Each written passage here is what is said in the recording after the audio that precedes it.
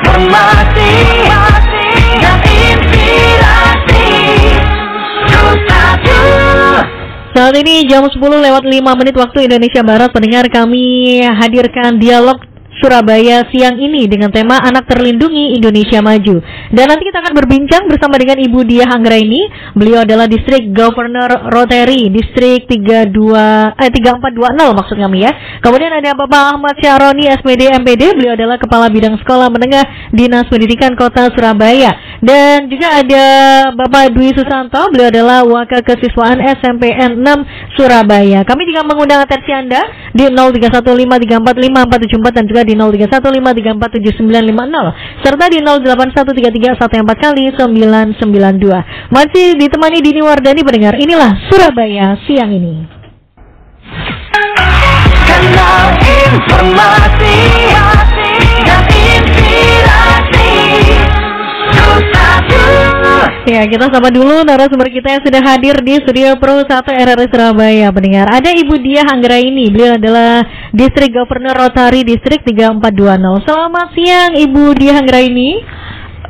Selamat siang. Apa kabar Ibu? Baik, alhamdulillah. Terima kasih sudah hadir Ibu di Studio Pro 1 RRI Surabaya. Kalau kita tahu bahwasanya District Governor Rotary Distrik 3420 ya, ini merupakan organisasi pengabdian masyarakat yang keanggotaannya berdasarkan sukarela dan bergerak dalam 7 area fokus kegiatan ya, atau mungkin yang disebut Rotarian. Nah, ini sebutan bagi para anggotanya, pendengar, yang merupakan orang-orang yang biasa melalui organisasi pengabdian Rotary Internasional ini bersama-sama melakukan pengabdian masyarakat untuk komunitas dan kehidupan yang lebih baik untuk dunia yang lebih baik. Apakah seperti itu Ibu, benar?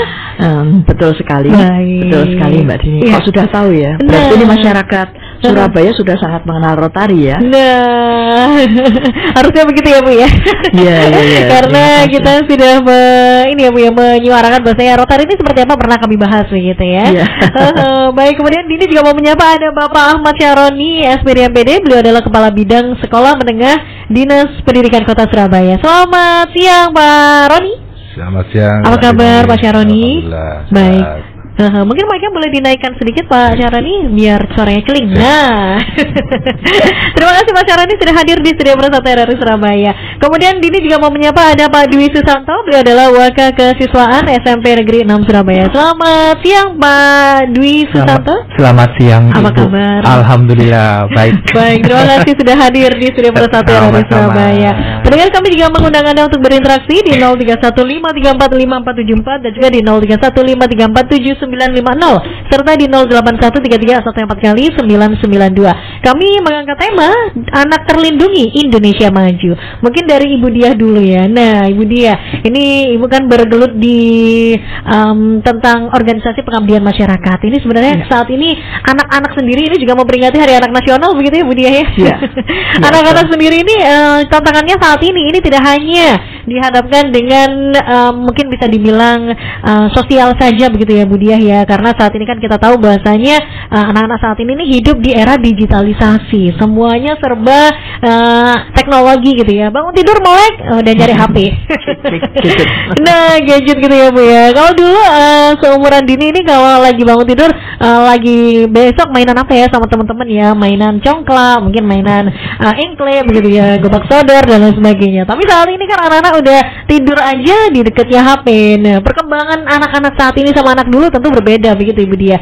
Seperti apa Ibu? Mungkin barangkali ada pengalaman yang bisa dibagikan ya dalam organisasi Rotary International District ataupun di organisasi yang saat ini berfokus begitu terhadap perkembangan anak-anak. Silakan Ibu. Terima kasih Mbak Dini, Pak Syaroni, sama Mas Dwi. Ya, dan pemirsa dan para pendengar dari RRI semua. Jadi memang Rotary dengan 7 area fokus ini salah satunya adalah untuk meningkatkan kesehatan dan kesejahteraan ibu dan anak. Nah, dalam rangka menyikapi kondisi yang berkembang saat ini, memang kami kemudian melakukan namanya satu gerakan yang namanya Girl Empowerment.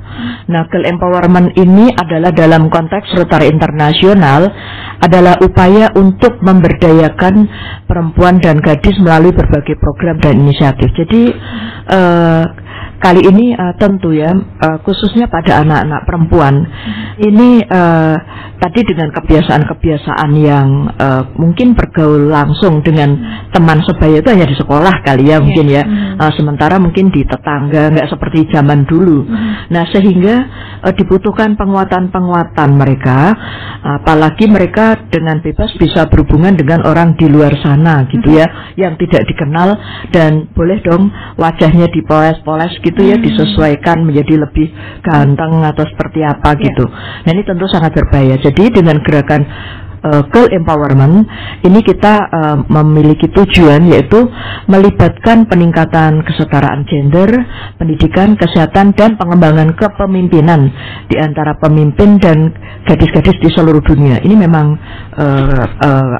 gerakan yang ada di seluruh dunia dalam konteks Rotary Internasional. Nah ini antisipasi kami. Jadi kami turun kalau di area Surabaya dan seluruh distrik kami ya, sudah tahu kan distrik 420 itu mulai dari Jawa Tengah, Jawa Timur, Bali, NTB sampai Makassar dan Papua. Nah ini kami melakukan pendidikan khususnya kepada anak-anak siswa ya, siswa SMP. Kemarin ada yang mulai dari SD di daerah Solo itu, kemudian SMP, SMA untuk bagaimana mereka seperti yang tadi saya sampaikan memiliki tujuan untuk penguatan para gadis ini dan membekali mereka dengan keterampilan dan mungkin berani berkata tidak ya, karena kalau sudah memiliki kepemimpinan ini kan relatif perempuan ini lebih speak up. Itu mereka berani speak up. Kalau selama ini hanya diam, ini berani speak up. Mungkin monggo itu secara gambaran, nanti kita bisa cerita lebih lanjut. Baik, wah ini menarik ya. Berarti fokus ke anak perempuan ya Bu ya? Ke anak perempuan, karena kita tahu maksudnya di tantangan perempuan ini lebih kompleks begitu ya Bu ya di era saat ini, apalagi saat ini di tengah perkembangan teknologi yang semakin masif. Nah kemudian ke Pak Roni. Pak Roni, kalau kita melihat bahwasanya anak-anak saat ini kan juga diharapkan dengan mungkin hak-hak anak ya yang belum terpenuhi, entah itu di lingkup rumah maupun di lingkup sekolah. Kalau di lingkup sekolah ini biasanya anak-anak ini masih rentan sekali dengan persoalan pembulian atau bullying ya Pak Roni. Seperti apa Pak Roni? Mungkin tantangan anak-anak saat ini dulu lah, silakan. Ya, kondisi-kondisi yang ada sekarang ini karena kemajuan zaman, maka anak-anak ini rentan untuk bullying kadang-kadang secara daring ya, secara di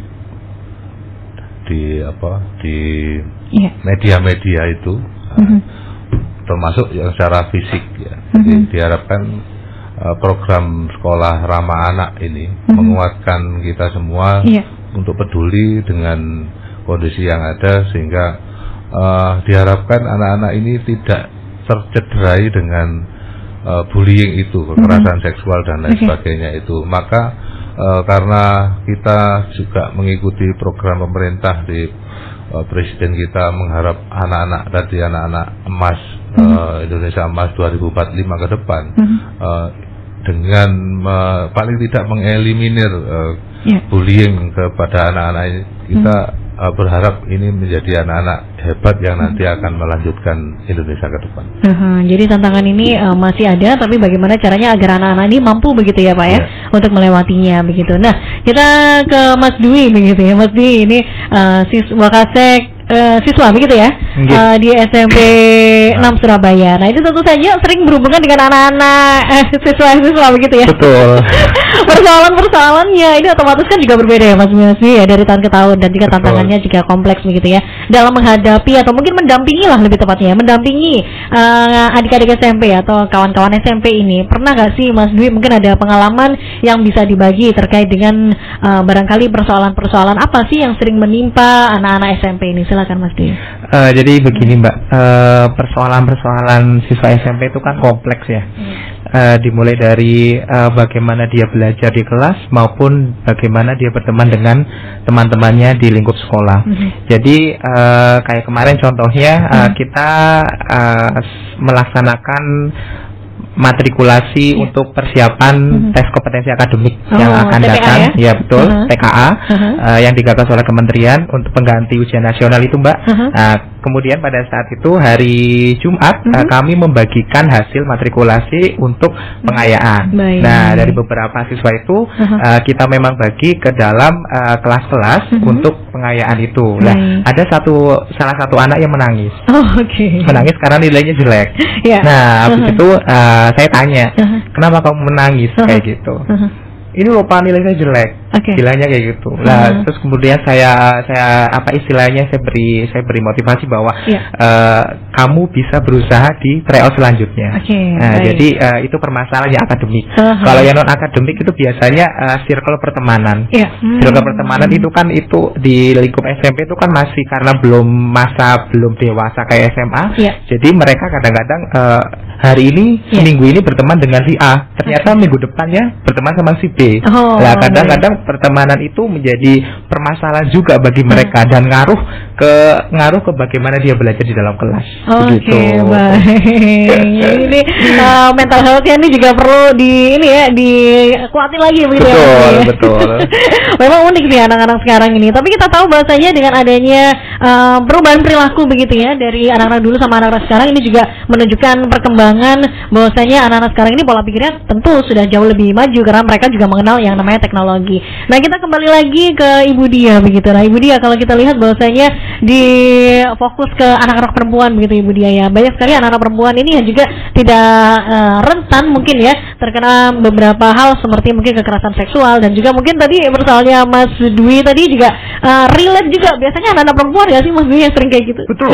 Yang nangis anak perempuan. Ya, anak perempuan. Ya lagi cenderung oh ya udah biasa lagi kan masih bisa kayak gitu. Terus yang pilih temanan kalau udah kan kamu udah temenan sama si A kepindah ke B ini perempuan juga ya Mas Dwi ya? Oh, mayoritas. Nah, secara psikologi ini perempuan ini memang lebih sensitif perasaannya Bu Dia gitu ya. Nah, seperti apa Bu Dia anak-anak perempuan saat ini agar dia ini tetap terlindungi baik secara kesehatan mental, secara mungkin sosialnya begitu ya Bu ya dan juga psikologisnya. Silakan Ibu. Ya memang ya perempuan ini kan relatif lebih sensitif ya, banyak menggunakan perasaan kan begitu ya. Maka di sini dalam penguatan skill empowerment ini, ya memang kita di situ ada beberapa materi misalnya. Yang pertama adalah mengenal diri mereka. Bagaimana yang namanya kesehatan reproduksi ini kan dimulai sejak anak-anak ini masih mungkin mulai menstruasi itu sekitar di atas 10 tahun gitu ya. Nah ini mereka kita perkenalkan bagaimana mereka melewati proses-proses reproduksi seorang perempuan dan bahwa ketika seseorang ini sudah menstruasi artinya dia sudah siap hamil gitu. Ini yang mengagetkan bahwa anak-anak sering nggak tahu, nggak tahu bahwa mereka bisa hamil gitu. Nah terus muncul kan mitos aneh-aneh gitu, hamilnya bisa lewat mana saja gitu ya. Nah itu kita akhirnya pendidikan reproduksi ini merupakan prioritas yang kita sampaikan yang pertama. Bagaimana juga perubahan-perubahan emosional, maka tadi tidak heran kalau dia ada sedikit yang menyentuh hatinya dia menangis karena masa pubertas itu sekitar 10-14 tahun ini mereka melewati masa pubertas itu masa paling sensitif. Belum lagi dekat-dekat sama waktu manius itu nangis-nangis saja, nangis marah ya, mogok mungkin gitu ya, diam tiba-tiba gitu. Nah itu kita latih. Nah kemudian selain itu juga tadi kesehatan mental. Jadi di memang kesehatan ini kan yang orang kenal adalah ya kesehatan fisik gitu. Nah ini kita perkenalkan juga bagaimana di dalam kesehatan mental. Nanti kita cerita khusus saja kesehatan mental panjang itu bahasa kesehatan mental ya gitu ya. Kemudian kita juga hak anak ya kemarin juga kita tetap bekali hak anak dan bagaimana kalau istilahnya menghadapi bagaimana dalam hak anak ini kita memberikan mereka bagaimana kiat-kiat untuk mereka itu bisa melindungi diri baik terhadap tanda kutip serangan itu kan bisa dari online sekarang kan ya. Ya kan ini malah yang lebih fatal ini sekarang online ini sudah lebih mengerikan gitu. Jadi anak-anak memang kita latih apa saja yang bisa merupakan paparan di situ dan bagaimana mereka mengendalikan itu gitu. Nah, terutama tadi untuk juga lanjutan adalah fisik ya. Kalau fisik bagaimana mereka apa sih yang harus mereka lakukan supaya tidak ada kecenderungan yang membahayakan diri mereka seperti perkosaan seperti itu. Bagaimana dengan hak anak itu mereka diperkenalkan bahwa mereka itu supaya tidak terjebak di dalam pernikahan dini atau bahkan pernikahan pernikahan dini ya, pernikahan anak ya namanya sekarang ya. Gitu. Jadi bahaya ketika mereka harus hamil di usia sangat muda. Itu kita sangat lugas kita menyampaikan. Dan kalau saya mengatakan jangan sampai kalian itu masih anak kok mau beranak gitu ya. Ya kan? Ya risikonya bukan hanya untuk kesehatan mereka, bisa fatal loh ketika melahirkan, perdarahan gitu ya. Dan juga fatal apalagi untuk si bayi gitu. Bisa stunting dan karena pemahaman yang belum cukup, kandungan yang belum siap ya. Sementara mereka sudah bisa hamil. Nah, ini harus kita sudah jangan tutup-tutupi lagi fenomena ini supaya anak-anak kita meningkatkan awareness masing-masing. Baik, luar biasa Ibu Dia ya. Dini mau menyapa dulu ada Mbak Rika Herlin ya pagi hari ini. Selamat pagi jelang siang Mbak Dini Wardani. Kita tahu bahwa generasi Alpha ini saat ini sering menjadi terlambat ke sekolah dan juga gak fokus dalam belajar mengajar begitu ya. Nah mereka ini lebih memilih main daripada belajar. Nah kalau menurut saya apakah anak-anak umur berapa harusnya dikasih HP? Itu yang pertama. Kemudian bagaimana cara anak agar fokus kepada kegiatan belajar mengajar? Terima kasih. Baik, terima kasih Mbak Rika Herlin. Silakan mungkin Pak Roni. Silakan Pak Roni. Mungkin nggak langsung jawab itu ya. Jadi di Kementerian Pendidikan sekarang ini kan ada penguatan 7 kebiasaan anak Indonesia hebat. Yaitu salah satunya bangun pagi, terus beribadah, olahraga, dan seterusnya, makan sehat, gemar belajar. Nah, yang penting tadi bermasyarakat, sosialisasi yang tadi nyambung dengan Mas Dwi tadi. Terus tidur cepat. Baik. Jadi memanfaatkan waktu dengan baik ini semua, seperti yang sudah dilakukan para orang tua hebat yang mungkin dia bisa ngikuti, maka saya kira memanfaatkan waktu-waktu ini akan lebih baik dengan kegiatan positif termasuk menggunakan medsos sehat ya. Jadi memang rentan Mbak. Jadi kalau yang disampaikan Bu Dia tadi itu kalau dulu kita melihat cerita-cerita anak perempuan itu kejadiannya itu anak SMA. Nah sekarang ini kayaknya menurun Mbak. Menurun itu iya. Takut, takutnya nanti kalau turun lagi jadi SD ini kan bahaya. Jadi sering kali ada kejadian itu malah kalau dulu ya kejadiannya itu mungkin SMP terus ketawanya SMA. Ini bisa jadi kejadiannya SD ketawanya SMP.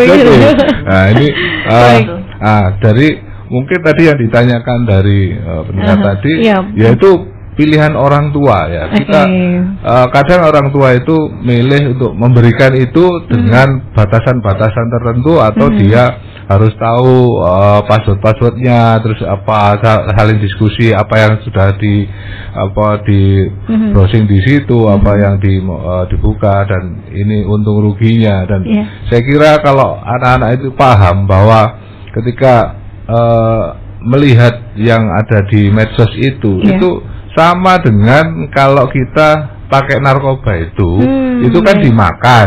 Nah sedangkan yang dilihat itu ya sama masuk otak, yang dimakan itu kalau narkoba infonya dari teman-teman kesehatan itu ya sama merusak otak juga. Jadi itu sama yang dopaminnya yang sampai di enzim otak itu bisa amber itu yang bikin belajarnya itu jadi nggak fokus. Gitu. Jadi itu pilihannya orang tua lah. Baik. Ya terima kasih Pak Roni untuk jawaban dari pertanyaan Mbak Rika Herlin. Kemudian ada Ibu Mutia ya di pagi jelang siang hari ini. Selamat siang Mbak Dini Wardani dan juga Ibu Bapak narasumber. Saya mau menanyakan bagaimana caranya untuk mengajarkan anak agar tidak tabu belajar tentang seksualitas pada anak, khususnya untuk mengenal tentang hal-hal apa yang beresiko terhadap tubuh anak perempuan. Terima kasih. Baik, terima kasih Ibu Mutia. Nah ini Ibu Dia, monggo silakan. Jadi yang namanya, nah ini loh, pendidikan reproduksi selalu dikait, ya memang reproduksi adalah seksualitas. Dan saya tadi sampaikan bahwa kapan mulai diberikan, ya tentunya ketika anak itu mau menstruasi, saatnya itu diberitahukan bahwa seorang perempuan, misalnya menstruasi dia rata-rata kelas 5 SD lah ya, itu kelas 4 sudah diedukasikan supaya dia tidak ketakutan. Dia tidak ketakutan ketika saat menstruasi itu tiba, dia sudah tahu bahwa dia akan mengalami menstruasi, tanda-tandanya begini, yang harus dilakukan begini, kemudian kalau sakit itu harus bagaimana, kemudian nanti ada perubahan-perubahan emosi. Nah, saya kira Kementerian BKKBN atau dari pendidikan ya mengeluarkan ada buku panduan itu. Tapi nanti kalau dibutuhkan nanti Rotary juga akan bisa membantu membuat lebih sampel informasi tentang reproduksi pada usia dini kan, gitu ya. Karena ini sekarang malah sudah berjalan nih di SD ya kalau tidak salah. SD kelas 6 kan divaksin HPV. Kami kemarin sudah mengkampanyekan vaksin HPV atau Human Papilloma Virus itu diberikan pada anak-anak perempuan umur sekitar 11-12 itu untuk mencegah kanker leher rahim atau kanker serviks pada waktu dewasa. Begitu. Karena penularan HPV itu terjadi pada waktu terjadi pernikahan atau perkawinan. Nah, sehingga dia sebelum ada aktivitas seksual itu diberikan terlebih dahulu. Saya kira mestinya di SD-SD kita di negara kita sudah dilakukan. Saya kurang tahu apakah sudah merata semua sekolah atau belum. Begitu. Jadi seawal sedini mungkin, hanya cara menyampaikannya ya pada sebatas pada proses mungkin menstruasi dulu. Seperti itu. Jadi ada tahapan edukasi begitu ya Bu Dia? Ada. Nah, nanti di remaja misalnya yang kami latih kan anak SMP nih. Anak SMP itu sudah kita latih, kita edukasi bagaimana terjadinya proses kehamilan dan sampai hamil dan sampai persalinan. Seperti itu kita sampaikan. Berarti ini juga merupakan bentuk perlindungan terhadap anak begitu ya Bu ya? Agar ini edukasinya disampaikan dulu sehingga anak ini bisa bersikap begitu ya Bu ya? Ketika dia mau memutuskan sesuatu atau mungkin ketika dia mengalami hal-hal pubertas ini juga bisa bersikap tidak kaget begitu. Iya. Betul. Ini juga menjadi fokus kita bersama ya, nggak hanya anak-anak aja, tapi orang tua juga memiliki peran aktif begitu. Nah, kita kembali lagi ke Mas Dwi di siang hari ini. Mas Dwi, kalau kita tahu bahasanya perlindungan anak ini kan juga tidak lepas dari anak-anak yang masih SMP. Dan tadi kita juga melihat bahasanya di SMP ini banyak hal-hal yang bisa dibilang membuat bisa dibilang masalah sepele aja tentang perkawanan aja ini udah jadi fokus yang rame gitu. Dan juga kita tahu bahasanya anak-anak SMP saat ini kan juga berbeda dengan anak-anak SMP dulu. Nah, Mas Dwi, apa sih langkah yang dilakukan oleh sekolah begitu ya untuk menjamin perlindungan terhadap siswa-siswinya? Silakan. Begini Pak, jadi menyambung dari yang disampaikan Bu Dia dan Pak Roni untuk bagaimana kita melindungi anak-anak itu. Yang pertama kemarin kita dari mahasiswa UNER itu ada sosialisasi tentang kesehatan reproduksi, tentang HIV dan beberapa penyakit menular. Itu menjadi langkah awal bagi kami untuk memperkenalkan kepada peserta didik apa sih bahayanya hubungan seks bebas, apa sih bahayanya misalkan kita itu ganti-ganti pasangan, apa sih bahayanya jika kita pacaran yang istilahnya anak-anak sekarang kan pacaran, tapi kan pacaran kita nggak tahu pacarannya sehat atau nggak sehat, kan kayak gitu. Jadi selain dari mahasiswa juga kadang-kadang dari Puspaga yang dari pemerintah Kota Surabaya juga ada Puspaga Go to School. Itu juga ada tentang mengenalkan kesehatan reproduksi sebagai perkenalan bagi para peserta didik yang menginjak usia remaja. Kemudian Mbak, kami melalui kalau dulu namanya tata tertib, sekarang namanya disiplin positif. Karena kita sekolah ramah anak, jadi melalui disiplin positif itu kita bagaimana sih melindungi anak itu. Jadi juga yang pertama adalah kita harus menghargai bahwasanya di dunia ini ada laki-laki dan perempuan. Kemudian di dunia ini juga ada anak yang istimewa dalam tanda kutip itu adalah anak yang berkebutuhan khusus. Jadi di sekolah kami juga ada yang anak yang mohon maaf inklusi. Jadi kita dari situ anak-anak belajar bagaimana kita menghormati teman-temannya, baik yang anak-anak yang normal maupun yang anak-anak yang berkebutuhan khusus. Jadi dari situ mereka sudah istilahnya belajar mengenal bahwasanya kita itu bersaudara, dan kita itu tidak hanya harus menghargai kamu laki-laki, kamu perempuan, tapi juga kita harus menghargai bahwa tidak semua orang seberuntung kita. Oke, baik. Jadi jangan sampai ada bias gender gitu ya. Betul. Ya, baik. Nah, kemudian ke Pak Roni dulu. Pak Roni, kalau bicara seputar pendidikan, mungkin edukasi terkait dengan reproduksi dan juga hal-hal yang tabu ini, perlu nggak sih Pak masuk kurikulum sekolah Pak kira-kira?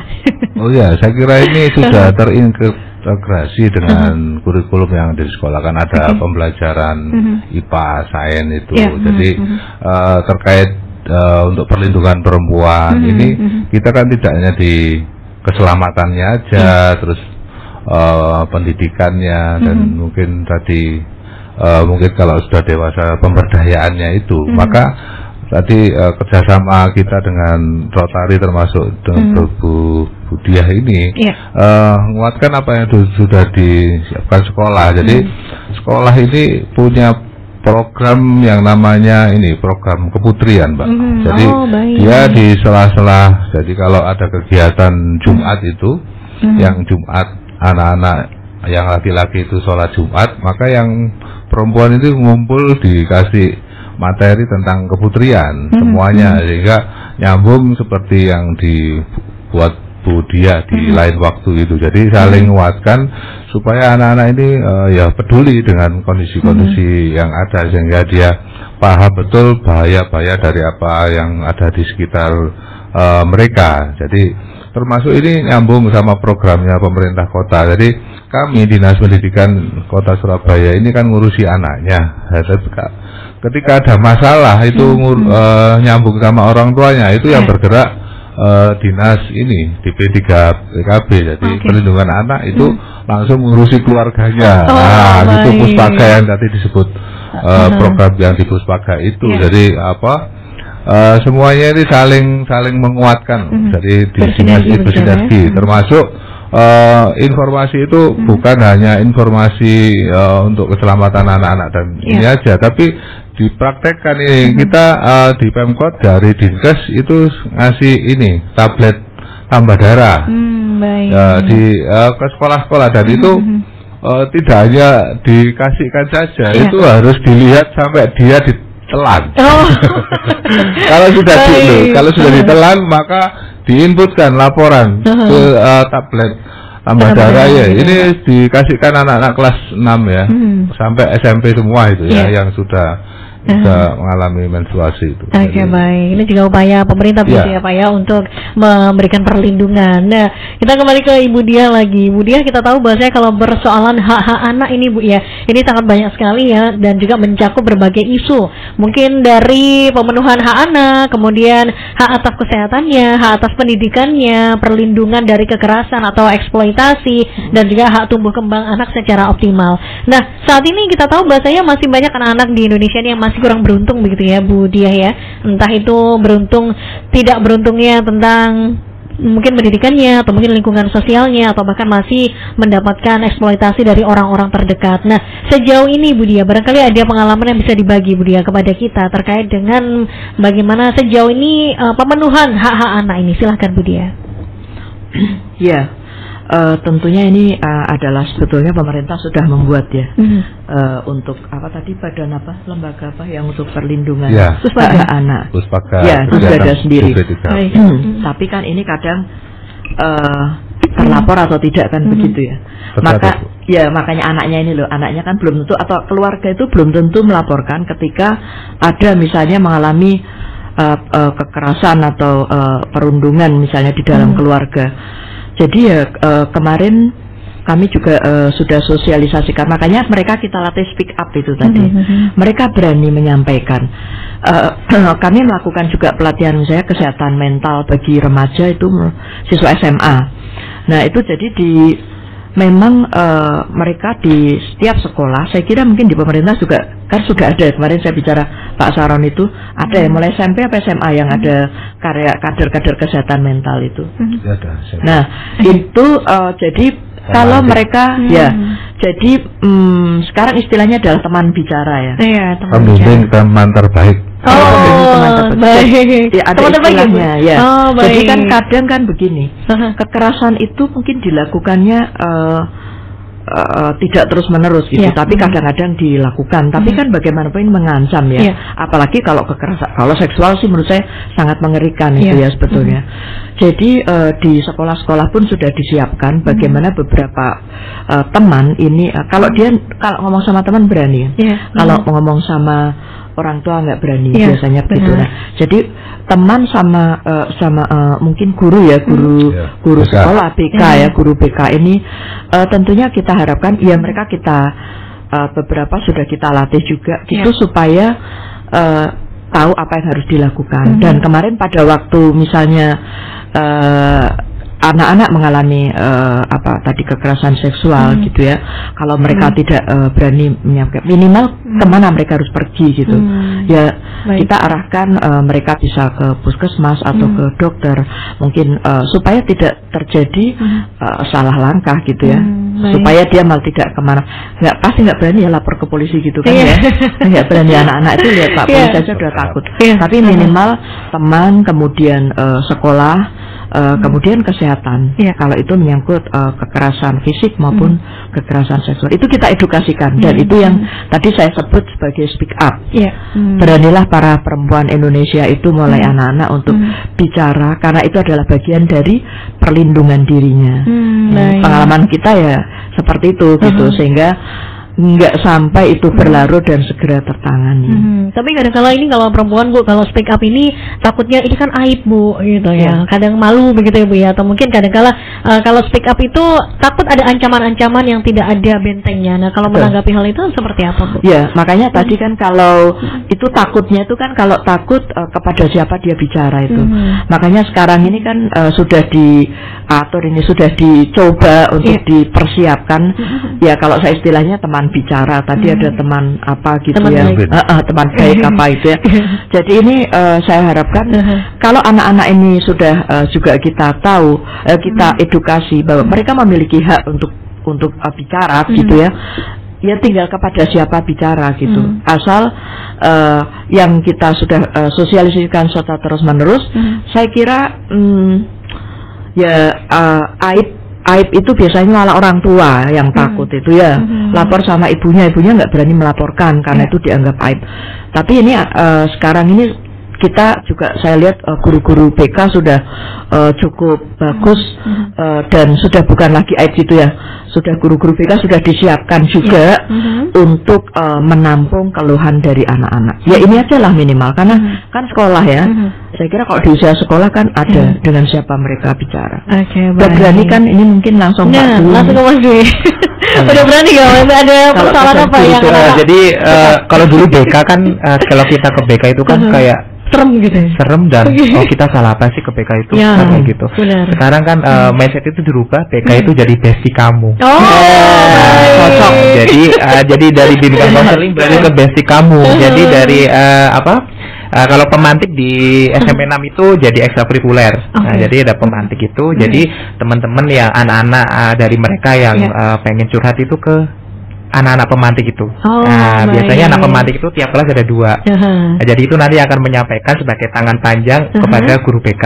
Kalau misalkan anak itu belum berkenan menceritakan ke guru BK-nya. Nah, jadi mindset dari bimbingan konseling ke bestie kamu itu menjadi gapnya itu hilang.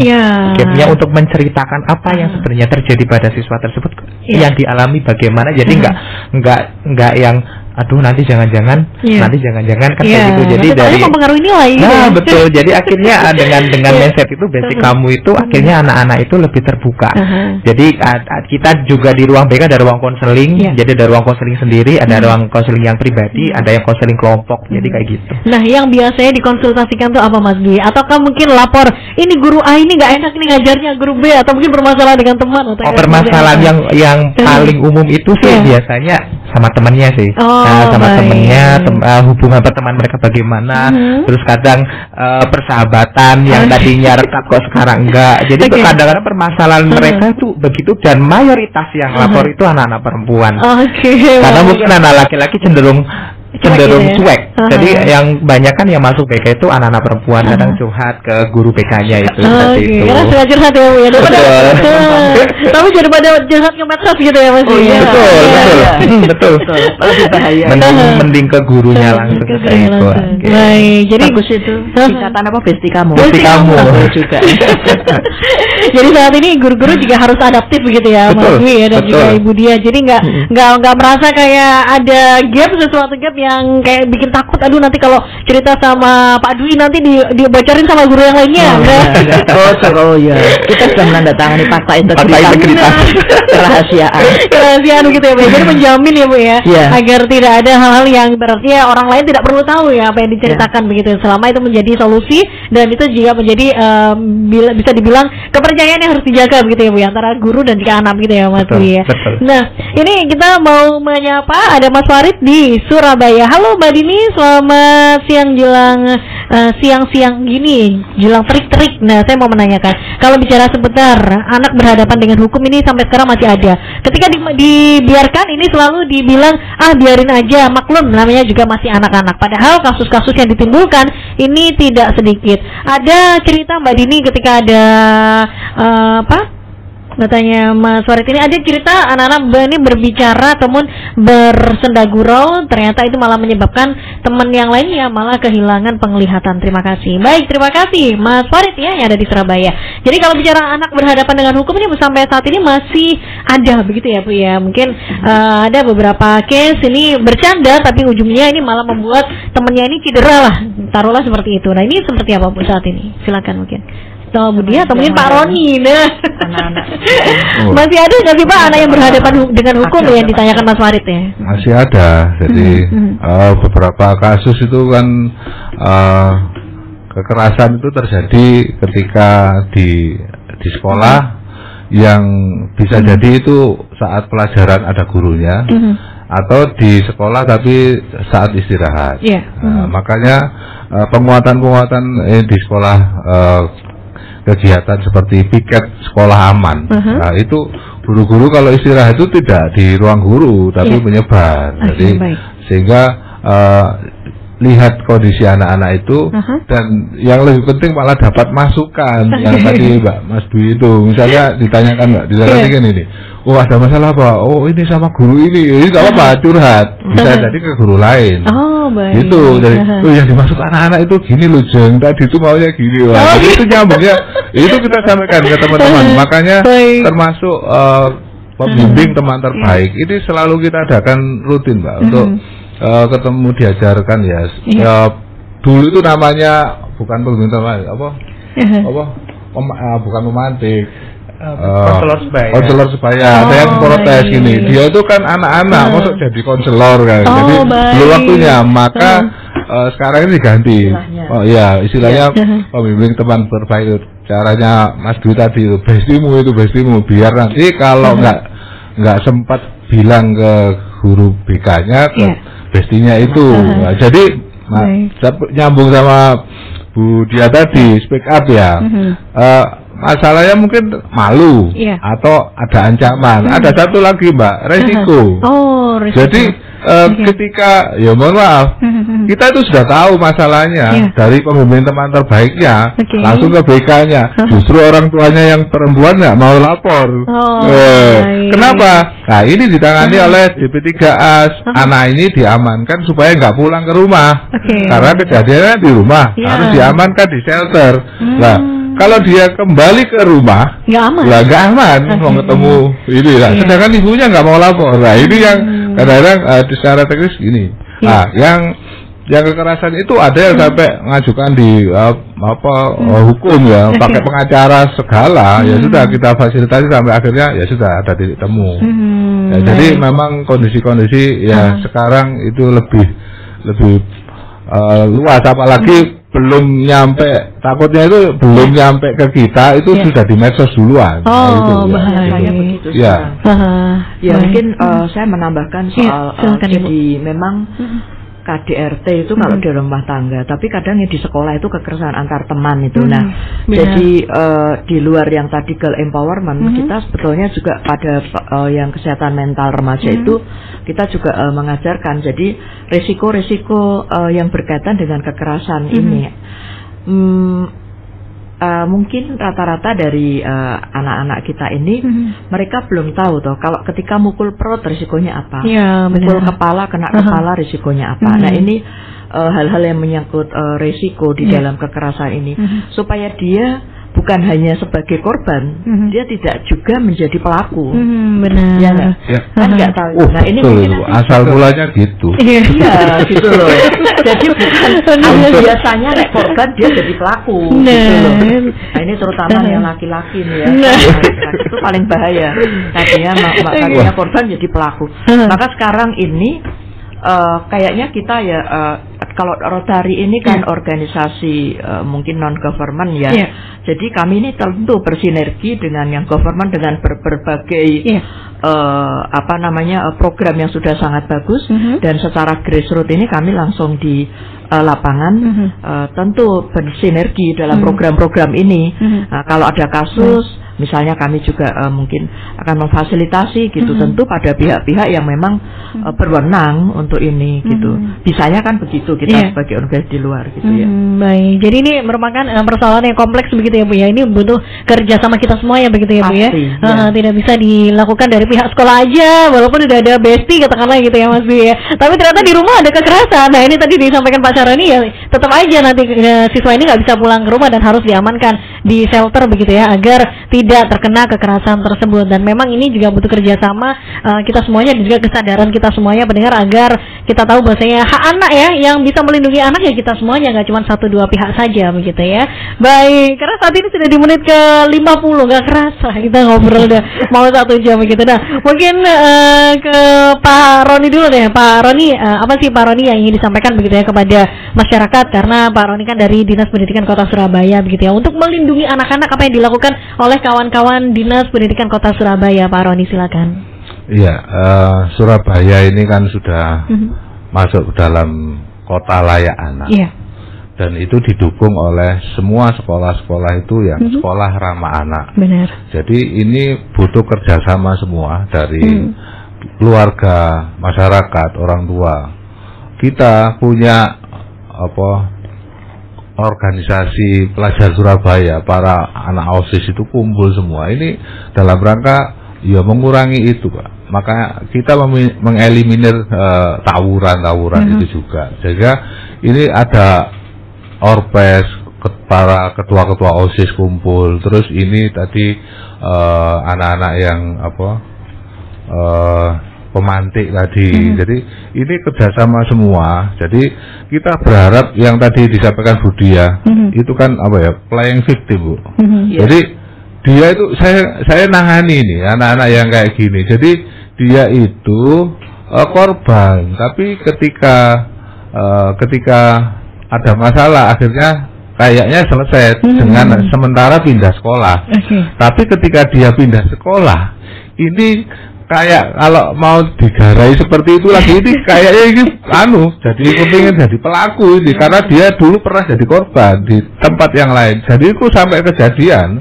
Maka yang tadi saya sebut itu kejadian lah. Jadi bahaya itu ketika pelajaran kayak prakarya, kayak bikin kegiatan di situ ada alat-alat yang membahayakan. Itu kalau enggak terkondisikan, itu bisa dipakai untuk anak-anak melampiaskan ke sana. Jadi ini kita selalu ingatkan di teman guru. Jadi saya kira kerjasama semuanya dengan kondisi-kondisi yang ada di sini dengan medsos-medsos yang ada, saya kira kolaborasi ini sangat diperlukan ya.